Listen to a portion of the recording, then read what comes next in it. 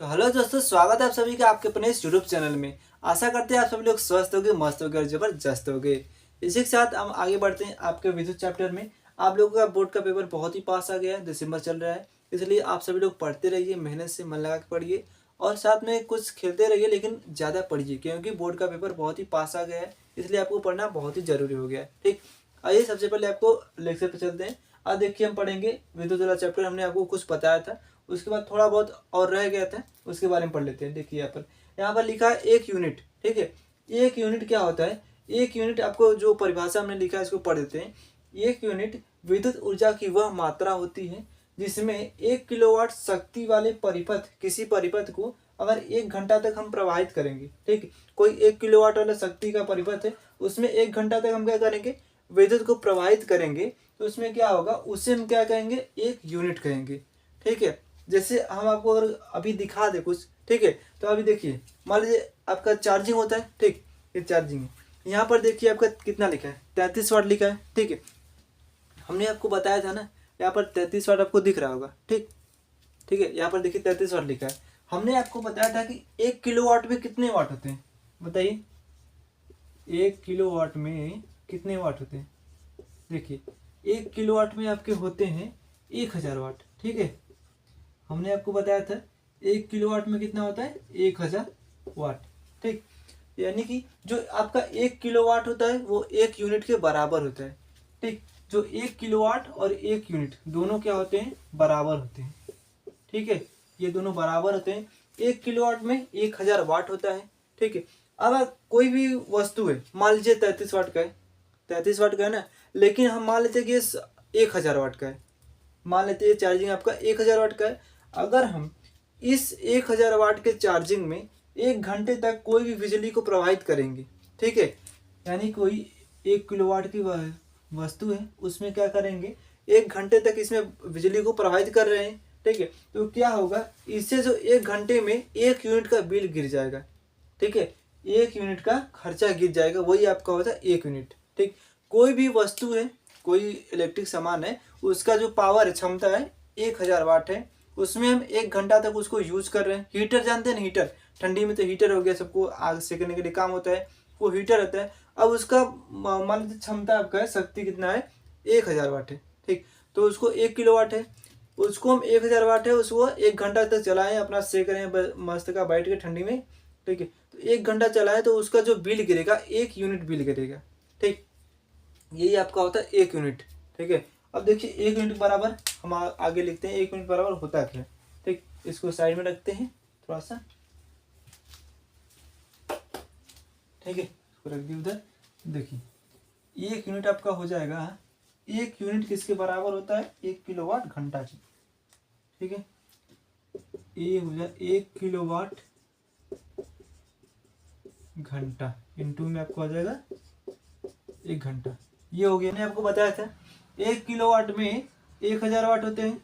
ठीक, ये हो गया, इंटू में 1 घंटा में कितने सेकंड होते हैं। मिनट की बात करेंगे तो 60 मिनट होंगे, लेकिन सेकंड की बात करेंगे तो 3600 सेकंड हो जाएगा। ठीक, 1 घंटा में कितना हो जाएगा, 3600 सेकंड, ये आपका हो गया।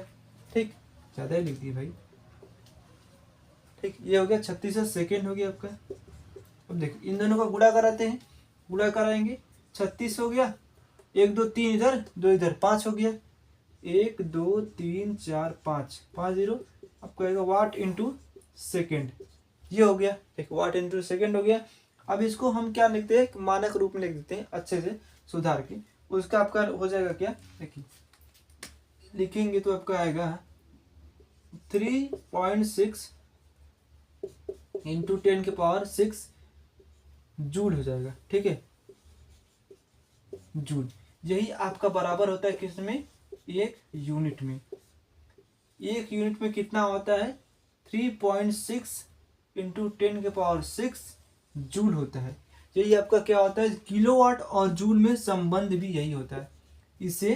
ठीक है, इसे इसे नहीं, यहीं पर लिखिए, यही किलोवाट घंटा और जूल में संबंध होता है। ठीक, होता है, हमने आपको बता दिया। ठीक, यानी कि कोई वस्तु है, उसको हम 1000 वाट का है, उसको 1 घंटा तक चला रहे हैं, तो उससे कितना यूनिट का बिल गिरेगा, 1 यूनिट का बिल गिरेगा। ये हो गया आपका। ठीक है, उसके बाद देखिए आगे बढ़ते हैं। इसको यहाँ पर 1 यूनिट में आपका होता है 1 किलोवाट इंटू 1 घंटा हो गया। 1 किलोवाट में 1000 वाट होता है, 1 घंटे में 36 सेकेंड हो गया। ठीक, इसको गुणा कराएंगे इतना हो गया। उसके बाद इसको मानक रूप में लिखेंगे तो आपका इतना जूल हो जाएगा, हो गया। उसके बाद देखिए सभी लोग, मतलब कुछ कुछ लोग हैं, सभी लोग अपने घरों में फ्यूज का यूज करते हैं। ठीक है, फ्यूज का यूज करते हैं। और कुछ लोग क्या करते हैं, वो वाला जो प्लास्टिक का एक होता है उसका यूज करते हैं। आपको हम यहाँ पर साइड में दिखा देंगे फोटो। ठीक है, ये देखिए फ्यूज होता है, यहाँ पर देखिए फ्यूज जो मिट्टी का बना रहता है वो वाला फ्यूज होता है। और ये जो प्लास्टिक का बनाते हैं उसको यूज करते हैं। जो मिट्टी का बना रहता है उसमें कुछ लोग तांबे का यूज करते हैं। ठीक, यहाँ पर देखिए फोटो हम लगा देंगे यहाँ पर। इसको मिटा के थोड़ा सा लिखते हैं भी, आगे रहने ही देते हैं। देखिए जो फ्यूज होता है, फ्यूज में कौन सा तार यूज करते हैं, फ्यूज में जो तार यूज होता है, मतलब यूज करना चाहिए, वहां पर यूज होता है तार तांबे का। ठीक, और शीशा का हो गया ना, टीन। ठीक, ये होता है। ये 3 चीजों से मिलकर जो तार होता है वो बना रहता है। जो फ्यूज के अंदर एक पतली सी वायर होती है ना, आप लोग देखेंगे मिट्टी का जो फ्यूज होता है उसको निकालेंगे तो उसके बीच में एक पतली सी वायर होता है। यहाँ पर देखिए इसे बना दें आपका, ऐसे रहता है और ये हो गया ऐसे, ये टेलीफोन की तरह होता है। इसके बीच में पतली सी वायर ऐसे गई रहती है। ठीक, ये पतली सी वायर रहती है। ये जो वायर रहती है वो किससे किससे मिलकर बनी होती है, तांबे का, शीशा से और टीन से मिलकर बनी होती है। इसका क्या होता है, जो प्रतिरोध होता है बहुत कम होता है। अगर हाई वोल्टेज आएगा तो ये गल जाएगा।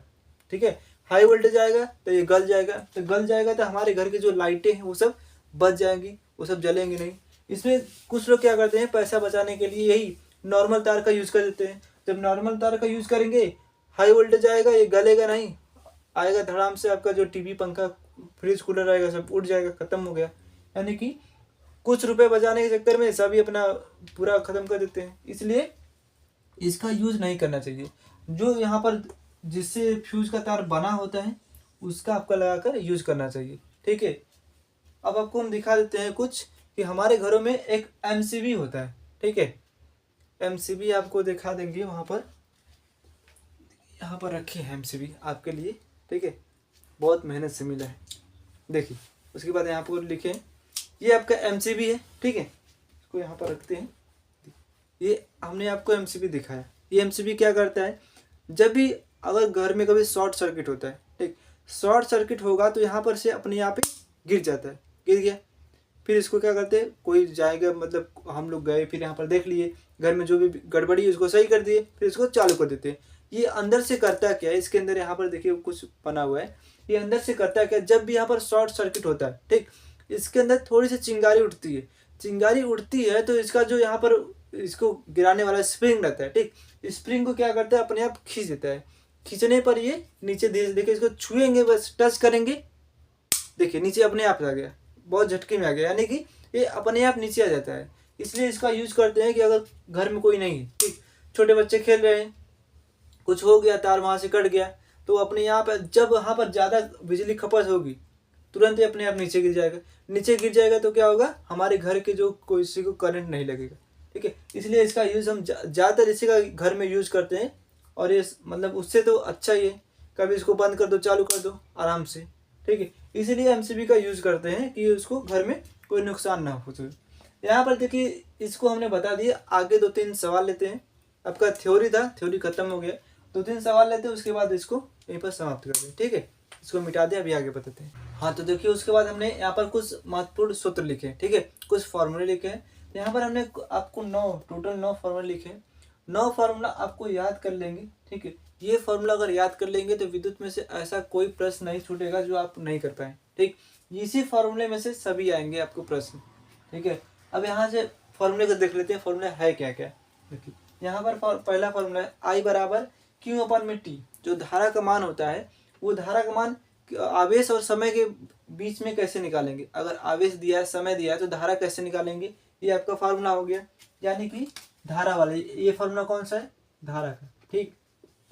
ये फॉर्मूला धारा का हो गया। ये फॉर्मूला भी धारा का है, लेकिन ये आया कहाँ से, ओम के नियम से आया है, ठीक।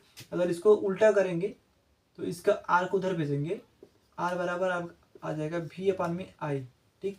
इसे बस ऐसे ही करना है, आर को उधर भेजेंगे, आई का मान, आर का मान निकल जाएगा, V को उधर भेजेंगे, V का मान निकल जाएगा। यानी कि बस इसी फार्मूले को उलट पलट के लाना है, आपको हो जाएगा। मेन फार्मूला यही है, मेन फार्मूला यही याद कर लेंगे, इसी से आपका सारा काम हो जाएगा, ठीक। उसके बाद देखिए ये कौन सा है, इसे कहते हैं विशिष्ट प्रतिरोध, विशिष्ट प्रतिरोध, इसका फार्मूला हो गया ये। इसे कहते हैं रो बराबर आर ए बाई एल, यानी जो रेजिस्टेंस होता है और उसके बाद एरिया होता है अपान में एल, तार की लंबाई, ये हो गया आपका। ये वाला आपका है श्रेणी क्रम, ठीक। इसे कहते हैं श्रेणी क्रम, और अब सेकंड वाला समांतर क्रम, ठीक। ये आपका हो गया समांतर क्रम। उसके बाद देखिए ये W जो आपका हो गया कार्य वाला, ठीक। ये आपका हो गया कार्य, ठीक। P पावर शक्ति हो गया, ये आपका क्या हो गया शक्ति, ये भी आपका शक्ति का ही फॉर्मूला है, ठीक है, ये हो गया।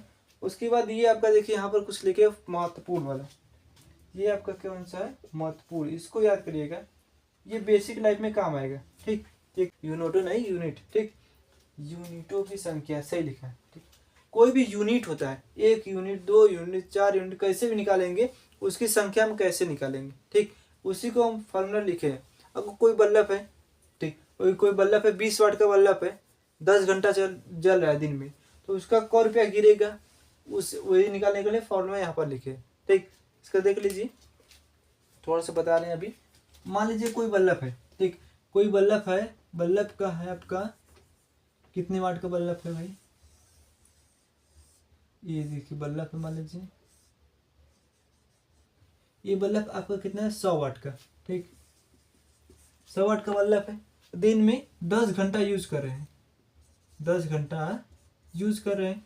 अब इससे कितना बिजली का बिल गिरेगा, अब इसको निकालना है तो क्या करेंगे, यही फॉर्मूला को यूज करेंगे। देखिए क्या दिया इसमें, वाट इंटू घंटा अपान में 1000, ये हो गया, ठीक। अब यहाँ पर देखिए वाट कितना है, 100 वाट का है, 100 वाट का हो गया, इंटू कितना घंटा इसको यूज कर रहे हैं, ठीक है, 10 घंटा यूज कर रहे हैं, 10 घंटा यूज कर रहे हैं, बट्टे में कितना 1000, ठीक, 1000 हो गया आपका बट्टे में, ये हो गया 1000।